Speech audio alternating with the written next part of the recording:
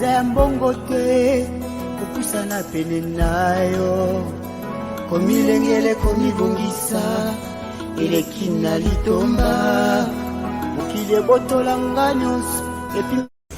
Shalom, bien-aimés dans le Seigneur, que la grâce et la paix du Seigneur soient avec vous. Par la grâce du Seigneur, je suis revenu, nous sommes là avec vous. Nous étions en mission, comme je l'avais annoncé l'autre fois, notre église Christ sans frontières, qui est aussi une organisation missionnaire, a organisé une mission évangélique. Comme je le dis souvent, que la mission est dans les objectifs de l'église, c'est-à-dire le but pour lequel l'église a été créée, c'est de faire les disciples. Christ nous a confié une mission qui est celle de faire les disciples. Et cela commence par l'évangélisation. Nous étions allés dans le village de Bumbaputa, qui se trouve être mon village, le village de mes parents, de mes grands-parents. Nous sommes partis, nous avons quitté ici une grande équipe qui était composée de 5 personnes, 5 missionnaires, avec une particularité, je dirais encore spéciale. Pourquoi? Parce que dans notre équipe, nous avons eu des jeunes missionnaires, des frères qui sont nouvellement convertis, qui ont déjà 7 mois, là je dirais 6 mois, et qui sont partis avec nous dans la mission. Nous sommes rentrés sains et saufs. Le Seigneur nous a gardés, il nous a accordé vraiment une grande victoire. Je dis vraiment une grande victoire. L'évangile a été annoncé. Si je ne suis pas prétentieux, je dois quand même dire que une très bonne partie, pour ne pas dire que toute la population du village a écouté les messages. Vraiment, toute la population était venue pour écouter les messages.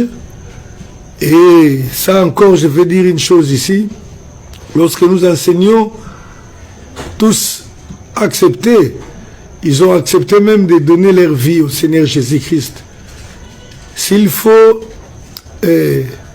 penser aux résultats visibles, d'aucuns diront que nous avions fait une grande moisson parce que plusieurs personnes ont accepté, ont confessé Christ.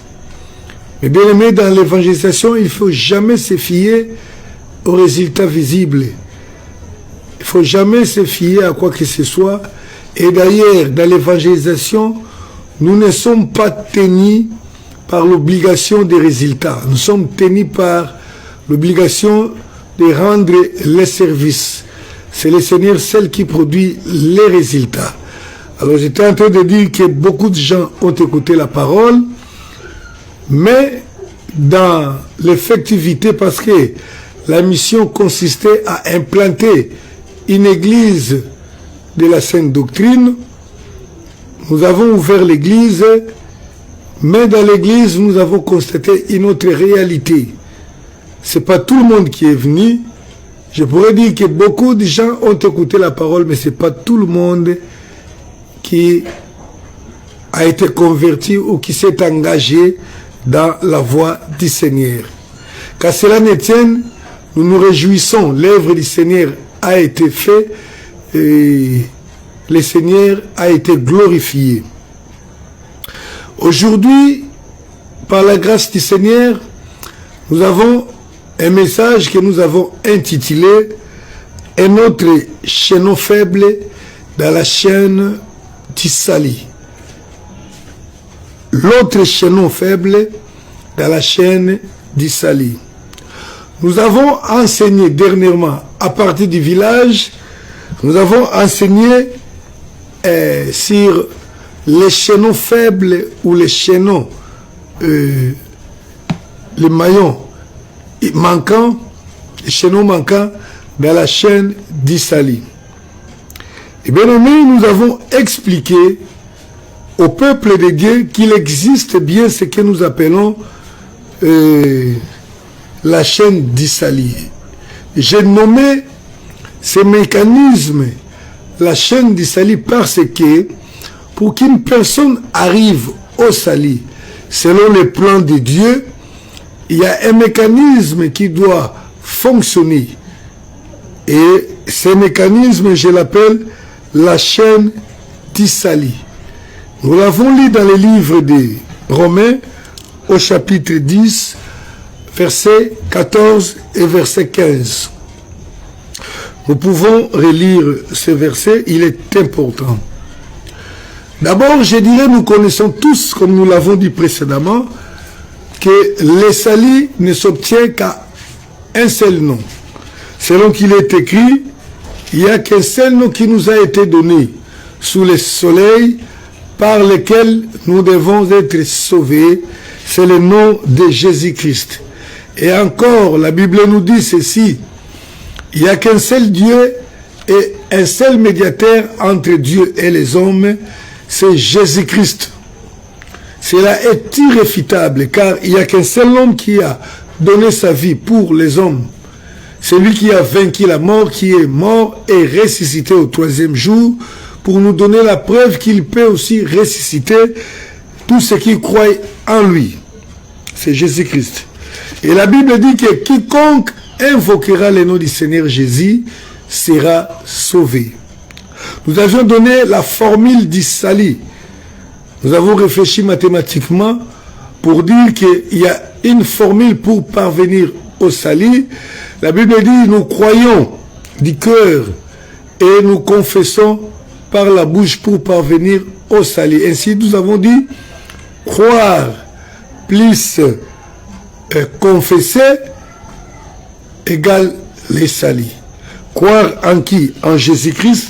Confesser qui? Confesser Jésus-Christ. Cela nous donne les Sali. La Bible dit dans Romains chapitre 10, verset 13, quiconque invoquera le nom du Seigneur Jésus-Christ sera sauvé. Ainsi donc, il est établi que pour être sauvé, il faut invoquer le nom du Seigneur Jésus-Christ. Et maintenant, cela nous amène dans ce que nous appelons la chaîne d'Issali. Comme je l'ai aussi nommé autrefois, la problématique d'Issali. Là, nous la retrouvons dans Romains chapitre 10, versets 14 et 15. Je lis au nom du Seigneur Jésus-Christ. Comment donc invoqueront-ils celui à qui ils n'ont pas cru? Et comment donc croiront-ils à celui dont ils n'ont pas entendu parler? Et comment entendront-ils parler s'il n'y a personne qui prêche? Et comment y aura-t-il des prédicateurs s'ils ne sont pas envoyés? Selon qu'il est écrit, qu'ils sont beaux les pieds qui annoncent la paix, de ceux qui annoncent des bonnes nouvelles. Bien aimé, c'est une équation qui nous a été présentée, que j'appelle la chaîne d'Issali.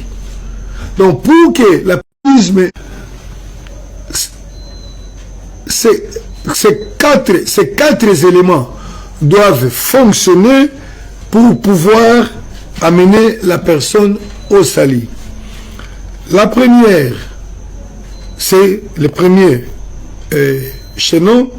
La Bible dit, comment peut-on croire, plutôt comment peut-on invoquer une personne si on n'a pas cru à la personne?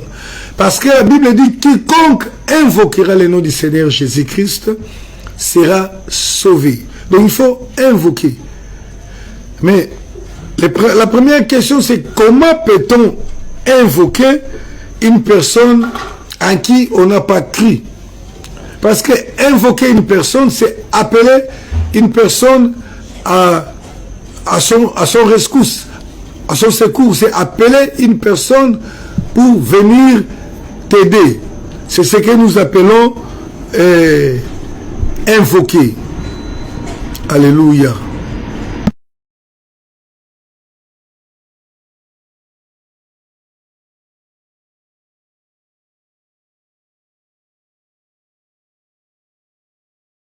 Voilà, bien aimé, nous sommes dans une zone aéroportière.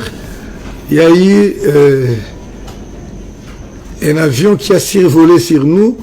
Et voilà pourquoi nous avons essayé d'arrêter pour reprendre, pour ne pas laisser entrer les bruits. Voilà, nous sommes en Afrique, il y a toujours des problèmes. Et à coupure de l'électricité, quand cela ne tient, nous allons continuer car la Bible dit la foi vient de ce qu'on entend. Je sais que vous êtes en train de me regarder. La foi vient de ce qu'on entend et ce n'est pas de ce qu'on regarde. Alléluia. Donc nous sommes en train de dire que la première question qu'on nous a posée est comment peut-on invoquer une personne? Comment peut-on invoquer une personne si on ne croit pas à la personne? Bien aimé, cela est clair. Si je ne connais pas, je ne donne pas confiance à une personne, je ne peux pas l'appeler pour qu'il vienne me secourir. Il faut que je croie, il faut que j'aie foi, il faut que je donne confiance à la personne. Il faut que je donne confiance à la personne pour que la personne puisse m'appeler à l'aide. La deuxième question, c'est quoi? C'est que comment croire si on n'a pas entendu? Donc pour croire, il faut entendre. Alléluia. Donc le salut vient en invoquant, mais pour invoquer, il faut d'abord croire. Pour croire, il faut entendre. La Bible dit, la foi vient de ce qu'on entend. Pour que tu aies confiance à une personne, tu dois nécessairement entendre parler de la personne, de ses qualités, de sa puissance, de ce qu'il peut faire. Alors si vous croyez, si vous avez entendu, cela peut déclencher la foi. Et lorsque la foi est là, en ce moment-là, vous allez invoquer la personne. La troisième question, c'est comment entendre si on n'est pas prêché. Pour qu'on entende parler d'une personne, il faut qu'il y ait une personne qui parle de la personne. Et là, nous parlons de la prédication. Il faut qu'il y ait une personne qui prêche. Il faut qu'il y ait une personne qui prêche pour que nous puissions entendre et que entendre puisse produire la foi et que nous puissions invoquer la personne. Et la dernière question, c'était comment peut-on, comment aura des prédicateurs s'ils ne sont pas envoyés? Il faut vraiment qu'il y ait une institution, qu'il y ait des gens qui envoient. Lorsqu'ils envoient, les gens iront pour parler. Ils parleront de Jésus et les gens qui entendront parler de Jésus auront la foi en Jésus. Lorsqu'ils auront la foi en Jésus, et en ce moment-là, ils pourront invoquer le nom du Seigneur Jésus-Christ et le salut entrera dans leur vie. Et nous avons démontré comment il y a un chaînon manquant ou un chaînon faible qui fait que les mécanismes ne tournent pas normalement. Il n'y a plus d'organismes qui envoient les missionnaires ou les prédicateurs. L'Église qui est habilitée, qui a été créée pour cette œuvre, a plongé dans la distraction. Les églises n'envoient plus les missionnaires. Ils estiment qu'ils sont parfois trop pauvres pour envoyer les missionnaires. Ils pensent que pour envoyer des missionnaires, il faut avoir beaucoup d'argent, il faut être une très grande église. Il y a des églises qui ont totalement perdu la mission les raisons d'être et qui se contentent de manger. Ils veulent avoir la notoriété dans la ville. Elles veulent être reconnues comme la grande église. Elles travaillent pour le confort, l'église la plus belle. Au lieu d'envoyer, ils n'envoient pas. Parce que la Bible est claire là-dessus. Il faut qu'il y ait des envoyés. Il faut que les personnes soient envoyées. Lorsqu'ils ne sont pas envoyés, ils n'iront pas. Car la mission de l'Église a une dimension horizontale qui consiste à aller de gauche à droite, et une autre c'est verticale qui consiste à enseigner, à construire, à bâtir les disciples. Alléluia. Et nous avons parlé pourquoi il y a la faiblesse dans cette chaîne, dans les chaînons des envoyeurs. C'est parce que il y a beaucoup d'égoïsme. Les gens cherchent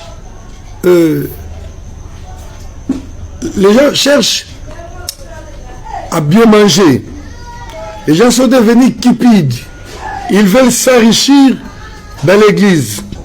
Les gens sont devenus les amoureux du monde plus que les amoureux de Dieu. Les gens sont devenus ingrats. Ils ne reconnaissent pas que c'est le Seigneur qui leur a donné. Ils ne sont pas prêts à donner pour le Seigneur. Ce sont les causes que nous avons évoquées dans la première partie de ces messages du chaînon manquant des envoyeurs. Il y a aussi une autre cause qui a affaibli les chaînons envoyeurs que nous avons identifié et enseigné dernièrement. C'est le découragement des fidèles. Le découragement des fidèles à cause des détournements des fonds constatés, des fonds qui avaient été destinés à la mission, à l'évangélisation et qui ont été détournés par les pasteurs, par les responsables. Ces actions ont découragé beaucoup d'enfants de Dieu. Bien-aimés, j'ai toujours dit que nous devons être prudents. Lorsque j'ai enseigné sur la gestion des offrandes, j'ai dit que la Bible dit que nous n'avons pas seulement affaire avec Dieu, mais avec tous les hommes et les païens. Ils nous regardent. Et à combien plus forte raison, les gens qui donnent de l'argent pour l'œuvre de Dieu. Il y a de ceux-là qui donnent de l'argent. Ils ont donné de l'argent pour envoyer les missionnaires. Les missionnaires ne sont pas partis. Ils ont donné de l'argent pour des projets de Dieu, pour les projets de l'Église. Malheureusement, cela n'a pas été utilisé. Et ils ont vu les pasteurs s'enrichir avec cet argent-là. Ils ont vu les pasteurs chercher à mener une vie de pompe avec l'argent-là. Et ils ont été découragés.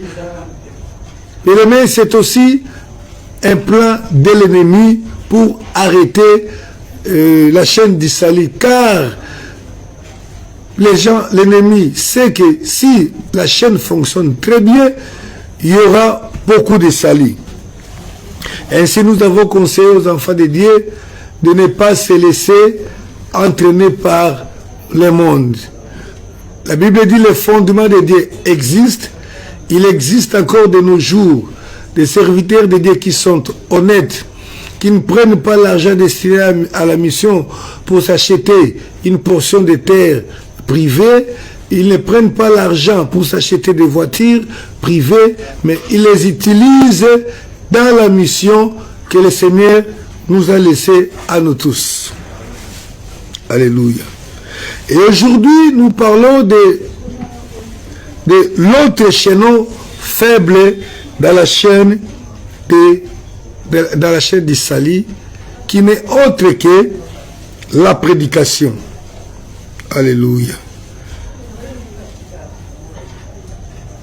Le premier chaînon qui doit déclencher l'évangélisation, c'est le chaînon envoyeur.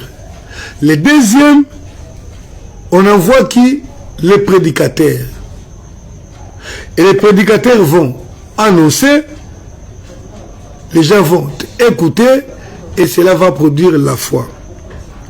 Il arrive maintenant que les prédicateurs ne donnent pas la prédication convenable. Parce que la Bible nous renseigne, dans 1 Corinthiens chapitre 1er au verset 21, que il a plu à Dieu de sauver les hommes au moyen de la prédication de l'évangile, au moyen de la prédication. Cela est irréfutable. C'est la voie choisie par le Seigneur. C'est le moyen choisi par le Seigneur pour sauver les âmes. C'est pourquoi l'évangélisation doit être l'activité première dans l'Église. L'évangélisation, la prédication doit être prise au sérieux. Elle n'est pas donnée à n'importe qui, et elle n'est pas donnée n'importe comment. Parce que lorsque la prédication est faussée, les résultats seront également faux. Et j'ai dit, un autre problème qui a bloqué les salis, c'est la prédication. C'est la mauvaise prédication. La fausse prédication qui nous est donnée aujourd'hui sur le marché du Sali. Alléluia. Permettez que je dise ça. Je dis le marché du Sali parce que les hommes doivent être rachetés. On n'achète pas avec de l'argent ou de l'or simplement. On achète par le sang. Et c'est ça la méthode du Seigneur. Il y a un autre chaînon qui a fauché notre marché du Sali, c'est la prédication de l'évangile. Parce que la Bible dit, il a plu à Dieu de sauver les hommes au moyen de la prédication, selon 1 Corinthiens chapitre 1er au verset 21, la seconde partie. Mais il ne s'agit pas de n'importe quelle évangélisation, de n'importe quelle prédication. La Bible spécifie très bien, tout prédicateur doit comprendre, toute personne qui a été envoyée ou qui estime être envoyée directement par le Seigneur doit comprendre que, étant prédicateur, il n'y a pas plusieurs prédications qui peuvent amener au salut. Il n'y a que la prédication de la croix. Nous lisons 1 Corinthiens chapitre 1er, à partir du verset 21. Bon, en fait, c'est le verset 23. 1 Corinthiens chapitre 1er, verset 23. Mais je vais relire aussi le verset 21. Je lis. Car puisque le monde, avec sa sagesse, n'a point connu Dieu, il a plu à Dieu de sauver les croyants par la folie de la prédication. Alléluia. Il a plu à Dieu. Dieu a décidé, a pris la décision de sauver les hommes par la voie de la prédication, au moyen de la prédication. Alléluia. Verset 23. Quel genre de prédication? L'apôtre Paul dit, nous, les prédicateurs de Jésus-Christ, nous que Christ a envoyés, nous prêchons Christ crucifié, qui est un sujet de scandale pour les Juifs et une folie pour les païens. Alléluia. Mais ce n'est pas n'importe quelle prédication qui peut amener au salut. Je suis en train d'enseigner sur l'autre maillon faible du chemin, du processus ou de la chaîne du salut. La Bible dit qu'il faut prêcher la prédication de la croix. Nous prêchons Jésus-Christ crucifié, qui est un scandale pour les uns, une folie pour les autres. Alléluia.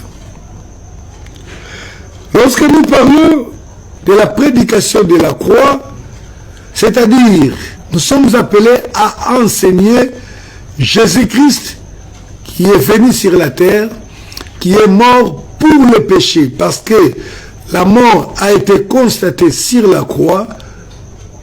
Voilà pourquoi nous parlons de la prédication de la croix. Il est mort sur la croix pour les péchés, pour nos péchés. Alléluia. Et il est ressuscité au 3e jour. Il a vaincu les péchés dans la chair, les péchés qui nous donnaient la mort. Il a vaincu les péchés par ricochet la mort. Il a vaincu la mort en ressuscitant au 3e jour pour libérer tous les humains de la servitude du péché et de la conséquence du péché qui n'est autre que la mort pour donner la vie éternelle. Mais malheureusement, il y a des prédicateurs qui s'engagent dans ce qu'ils appellent croisade ou dans ce qu'ils appellent évangélisation, mais en prêchant un autre évangile, l'évangile des miracles. Bien aimé, je l'ai toujours dit, les miracles ne produisent pas de conversion. La conversion, la vraie conversion est produite par la parole. Parce que la parole a la puissance génératrice. Et la parole donne la foi et la personne invoque le nom du Seigneur Jésus-Christ. Le miracle, c'est pour montrer que le royaume de Dieu est véritable. La puissance de Dieu. Et là, il va ressusciter les morts et nous serons guéris pour vivre éternellement en bonne santé. C'est la preuve que le royaume de Dieu est réel. Ce n'est pas pour convertir les âmes. Je ne suis pas contre les miracles parce que le Seigneur les accomplit également au travers de nous, au travers de moi. Je voulais dire exactement qui suis en train de prêcher ou d'enseigner. Mais il est vrai que beaucoup de gens estiment que si j'ai des miracles, je vais faire un grand travail pour le Seigneur. Laisse-moi te dire, bien-aimé, quand quelqu'un pense ainsi, il est en train de chercher sa propre gloire. Parce que lorsque les gens verront des miracles, ils se diront, véritablement cet homme est un homme de Dieu.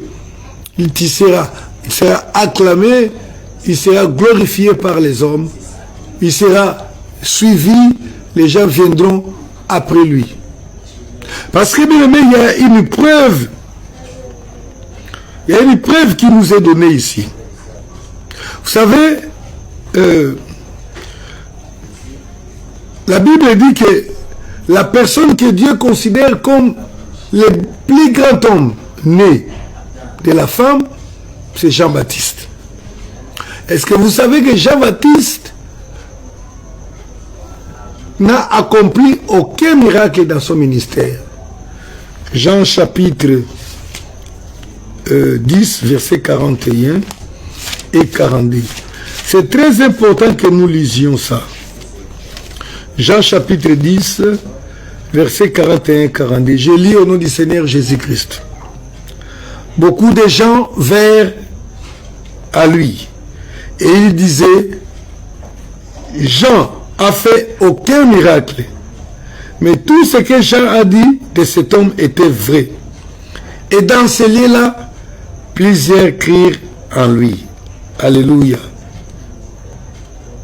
Ça, c'est un témoignage qui est donné à propos de Jean-Baptiste. Et vous savez, la Bible a prédit à propos de Jean-Baptiste qu'il viendra, qu'il travaillera avec la puissance d'Élie.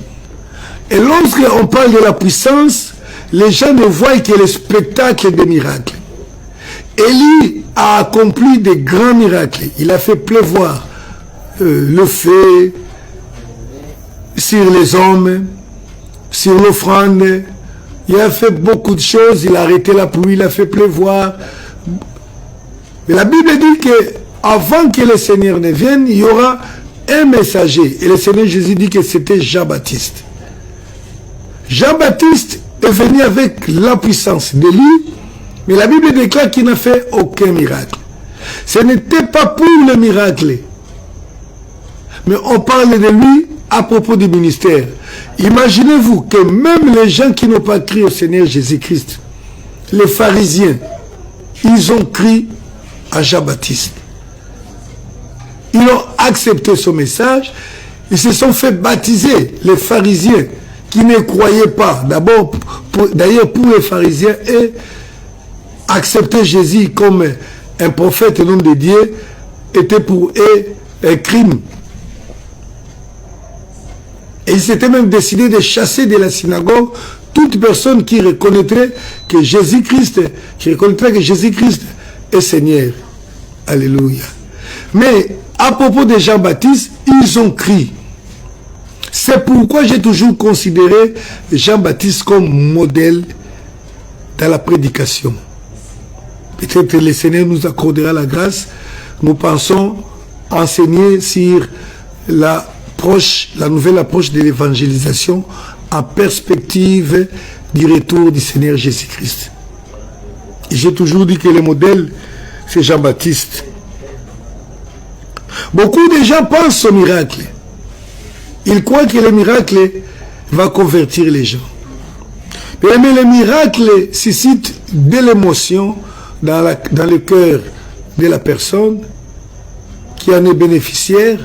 Et peut-être pendant ce temps-là, la personne va oser s'engager. Mais comme ce n'est pas fruit d'une conviction, après un temps, il va oublier. Nous connaissons beaucoup de gens qui ont reçu le miracle de la part de Dieu, mais qui sont redevenus païens. Ça ne vaut pas la peine. Mais les miracles sont là. Ils doivent nous accompagner selon la promesse du Seigneur. Mais ce n'est pas le miracle qui convertit, ce n'est pas non plus la sagesse. Comme la Bible dit que les Juifs cherchent le miracle, ils attendent d'être convaincus par le miracle, tandis que les Grecs, ils attendent la sagesse. Alléluia. Vous savez que la civilisation dans laquelle nous vivons aujourd'hui est plus influencée par les Grecs. Ce sont eux qui sont les maîtres en mathématiques, de la philosophie, en beaucoup de choses. Même l'école a été pensée de la manière grecque et non de la manière hébraïque. Les gens pensent que c'est la sagesse. La sagesse humaine ne peut jamais convertir une âme. Alors qu'aujourd'hui, nous avons des prédicateurs qui ont été formés dans des écoles théologiques, et lorsqu'il est debout pour prêcher la parole de Dieu, il fait trop attention à la rhétorique, à l'art de parler. Au lieu de laisser l'évangile couler comme le Seigneur le demande, il est fort en rhétorique, il est fort en sagesse humaine et pense convertir les gens. Voilà pourquoi les hommes ne sont plus sauvés. Ils viennent à l'église, ils écoutent et personne ne se convertit. Alléluia. Il y a des prédications où, à entendre parler, vous voyez que ça, c'est la philosophie. Mais la sagesse humaine n'a pas connu Dieu. La philosophie ne peut pas connaître Dieu. Aujourd'hui, nous avons des prédicateurs qui se font appeler, qui à regarder comme ça, ressemblent à ces gens qu'on appelle aujourd'hui des motivateurs. Ils sont là pour motiver les gens, pour vous encourager à travailler, à se battre, pour réussir dans la vie. Il faut faire comme ça, ceci, cela. Ça, ce n'est pas la prédication. Ils sont nombreux et ils sont les plus suivis. Malheureusement, le peuple périt et le peuple est naïf. Le peuple ne comprend pas que ce n'est pas la prédication, que ce sont les discours humains qu'on est en train de leur donner. Et ils ne peuvent jamais être sauvés, ils ne peuvent jamais être convertis. Des pasteurs qui sont devenus des coachs, des prédications qui ressemble aux fables. Un prédicateur qui est devant, qui ne prêche pas, et l'Église pense qu'il est en train de prêcher, alors qu'il est en train de raconter des histoires, ses exploits. Généralement, comment il a été béni, comment il est ceci, comment il est cela. La prédication est faussement annoncée. Et comme elle est déjà fausse, elle ne peut jamais produire les résultats attendus, la conversion ou les salut des âmes. Il y a des enseignements de complaisance qui sont donnés dans les églises. Du genre, vous serez bénis, vous êtes bénis, vous êtes le peuple béni, ainsi de suite. Ce genre de prédication ne peut jamais sauver même une seule âme. Ça donnera semblant. Vous verrez les gens qui sont là à l'église parce qu'ils entendent des choses agréables et l'église est devenue pour eux une habitude, une coutume, une façon de vivre. Ils seront là. Ils vont même donner de l'argent, mais le péché demeurera en eux. Ils mourront pour finir en enfer. La prédication est aussi le chaînon faible de la chaîne du salut. Alléluia. Vous savez, parfois ça m'étonne de voir les enseignements que nous rencontrons aujourd'hui. Vous voyez les enseignements du genre, les 7 secrets pour faire ça, pour arriver à ça. Il y a des enseignements vraiment de la séduction. Du genre, la danse de David, l'exténuement de l'hippopotame. Donc des histoires impossibles. Campagne de vaccination contre les épidémies spirituelles. Toutes ces choses-là ne peuvent pas convertir, pas même une seule âme. La prédication qui convertit, c'est la prédication de la croix. La prédication qui est basée sur la repentance. Alléluia. Lorsque nous parlons de la prédication de la croix, cela signifie que nous prêchons Christ qui est mort pour les péchés. Comment Christ est mort pour nos péchés? C'est ce que nous enseignons. Christ est venu sur la terre, lui qui n'a pas commis de péché, il a accepté de mourir pour les hommes. Alléluia. Lorsque nous prêchons la prédication de la croix, l'homme finira par comprendre. Donc nous parlons pour faire comprendre à l'homme que Christ, que vous avez entendu, qui est mort sur la croix, ce Christ-là est mort sur la croix pour toi à cause de ton péché. Alléluia. C'est ça la prédication de la croix. Toute personne qui écoute la prédication de la croix doit comprendre que c'est Christ qui est mort. N'est pas mort pour n'importe qui, mais il est mort pour moi, pour mes péchés. Vous savez, autrefois nous avons entendu des gens accuser les Juifs parce qu'ils ont tué le Seigneur. D'autres accusaient les Romains. Ils s'entrequisent.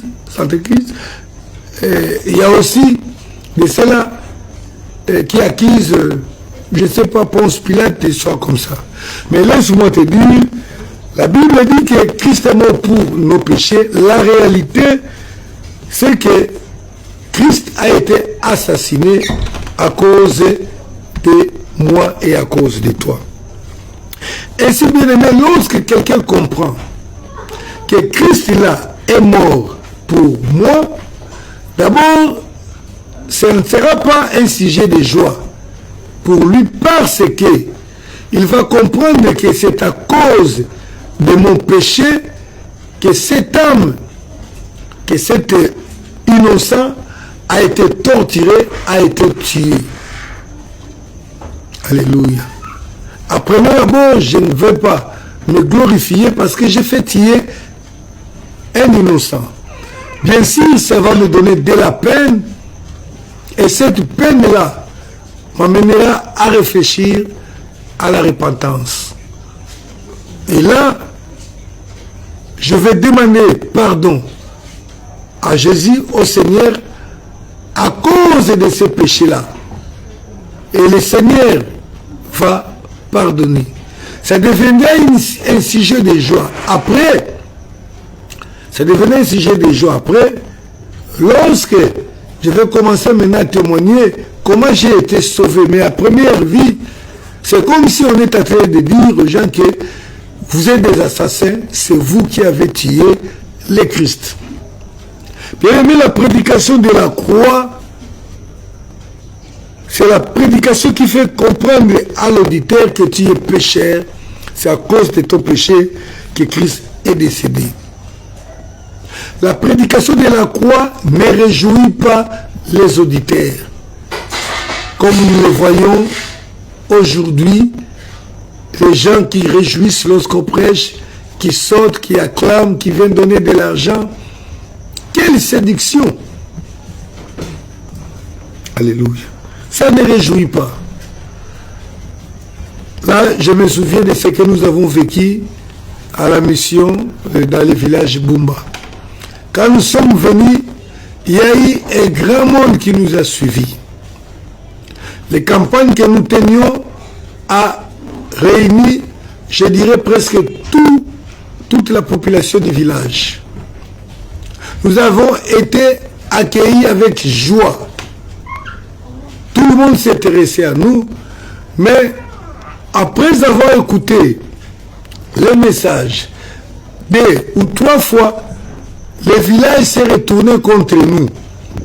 Pourquoi? Il se disait que nous sommes venus pour détruire, pour renverser leurs coutumes. Ils nous reprochaient de prêcher qu'un homme doit vivre avec une seule femme et que leur coutume était d'épouser plusieurs femmes. Et lorsque nous avons commencé à condamner ces choses dans nos prédications, tous ces gens qui nous suivaient, peut-être que vous aurez le temps, vous avez déjà eu le temps de regarder les images, tous ces gens qui nous suivaient nous ont abandonnés. Et ils nous ont dit ouvertement que vous nous compliquez la vie. Nous vous avons accepté et vous commencez à enseigner que les femmes doivent s'habiller de telle façon. Vous interdisez aux femmes de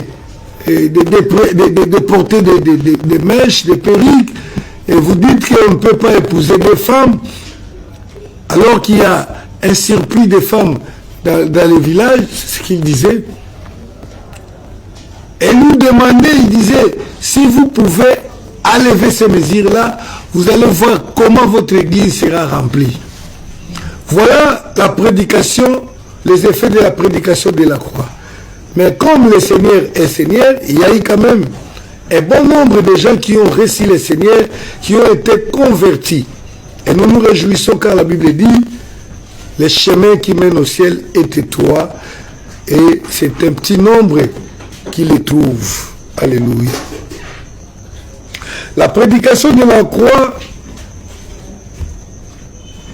c'est la prédication que les autres, que d'aucuns appellent la prédication de la condamnation.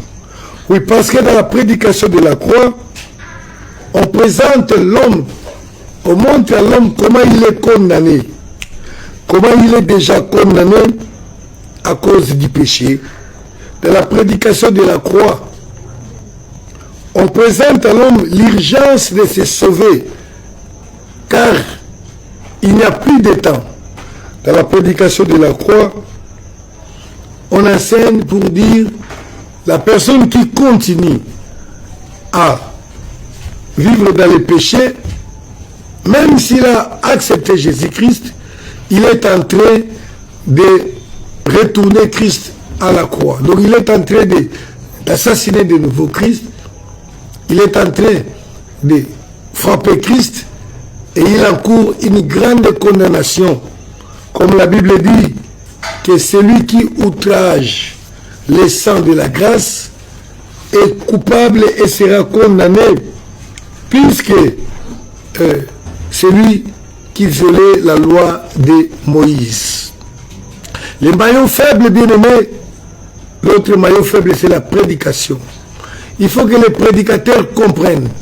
Il faut que les prédicateurs prêchent la croix de Jésus-Christ. Il n'y a pas autre chose. Il n'y a pas un message, un autre message puissant qui peut donner la vie si ce n'est le message de la croix. Nous devons comprendre.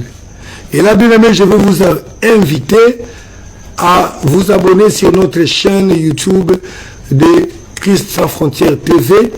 Il y a un autre enseignement que nous avons posté, je crois il y a de cela 3 années, comment prêcher efficacement en peu de mots. Cela peut compléter cet enseignement et vous allez comprendre. S'il faut prêcher, quel est le genre de la prédication. Mais si nous nous mettons à prêcher le monde, à prêcher la philosophie, à organiser des festivals de miracles, comme je les vois souvent, où les gens seront tout simplement bénis, et que nous ne faisons pas attention à la prédication véritable, celle de la croix, aucune âme ne sera sauvée. Tel est le cas de ce que nous voyons aujourd'hui. Que le Seigneur nous aide, que le Seigneur vous aide à comprendre les enjeux du salut et à donner le message qu'il faut pour sauver les âmes. Et que le Seigneur vous bénisse, qu'il nous bénisse. Je vous demanderai de vous abonner aussi sur la chaîne YouTube et de rester aussi fidèle pour suivre les enseignements de la saine doctrine que le Seigneur nous a accordé pour son peuple, que vous êtes des serviteurs, que vous êtes. Soyez bénis au nom du Seigneur Jésus-Christ. Nous sommes retournés à Kinshasa et que le Seigneur nous accorde des grâces. Nous serons réguliers. Et pour aujourd'hui, nous avons fini. Soyez bénis une fois de plus au nom du Seigneur et à la prochaine. Merci.